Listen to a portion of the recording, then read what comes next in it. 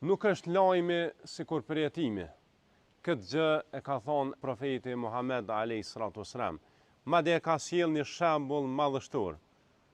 E ka sjell shembullin e Musës, kur ka shku në kodrën Tur, që ka agjeru 40 ditë, dhe në fund është manifestu këtë qëndrim dhe këtë agjerim me një gjë shumë madhështore që ka ndru historinë e njerëzimit.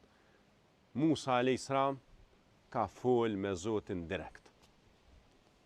Kjo është një begati që Allah i Madhëshëm e ka dallu me ta Musën a.s. Mirë po, që ka është interesant është që kur Allah fol me Musën, direkt i jep shpallje të caktuara dhe ja zbrit Tevratin. Një libër që vetë Zoti e shkruan me dorën e tij dhe ja zbret Musës në formë pllakave, që thot merre dhe urdhroje popullin tënd që edhe ata ta marrin siç është mas miri. Përsa Allah i Madhëshëm në këtë situatë i thot Musës, i tregon që popullin tënd e ka deviju një person që quhet Samiri. Dhe normalisht që Musa a.s. s'ka dyshim në vërtetësinë e lajme të Allahut, madje ai e ka marrë lajmin prej Zotit në formë direkte, që s'ka ku shkon më lart.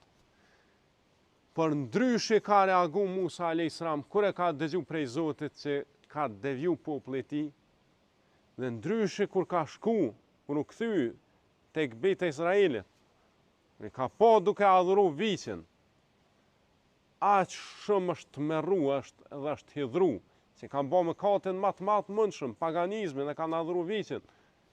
Në atë moment prej hidhrimit madh i ka humb koncentrimi dhe pllakat që Allah ja dhuroi prej qiellit i gjujti pa vetdije. Pra, këtë mësim po na jep profeti a.s. po thotë nuk është lajmi sikur përjetimi, se po thotë Musa ndryshe ka reagu kur Allah ja ka tregu lajmin që ka deviju populli i tij, dhe ndryshe ka reagu kur e ka pa me sytë e vet duke adhuru. Pra shikoni, kjo është me të vërtetë një shembull madhështor. Prandaj shumë njerëz nganjëherë këtë ja usharon se çfarë ke përjetu, sepse nuk mund ta imagjinojnë. Prandaj mos u lodh.